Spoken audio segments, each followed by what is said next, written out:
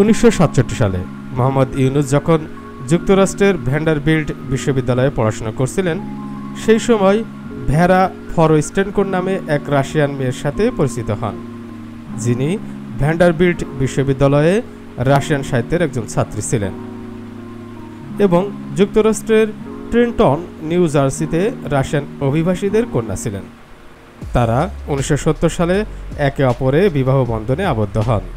তারপর ইউনুস ও ভেরা চট্টগ্রামে থাকতে শুরু করেন। ইউনুসের ভেরার সাথে বিবাহ বিচ্ছেদ ঘটে 1979 সালে। তাদের মেয়ে মনিকা ইউনুসের জন্মের 4 মাস পরেই এই বিবাহ বিচ্ছেদ হয়। কারণ হিসেবে ভেরা দাবি করেন যে বাংলাদেশ একটি শিশু পালন করার জন্য উপযুক্ত জায়গা নয় এবং তিনি তার 4 মাসের মেয়ে মনিকা ইউনুসকে নিয়ে নিউ জার্সিতে ফিরে যান।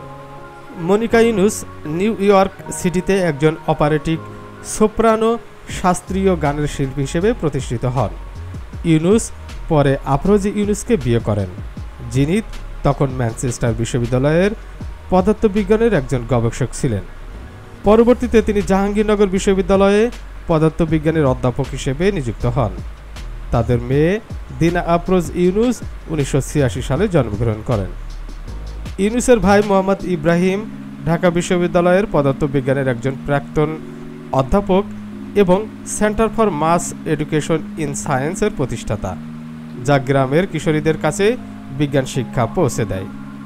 তার অন্য ভাই মোহাম্মদ জাহাঙ্গীর বাংলাদেশের একজন টেলিভিশন উপস্থাপক এবং সামাজিক কর্মী ছিলেন। তিনি 2019 সালে মারা যান।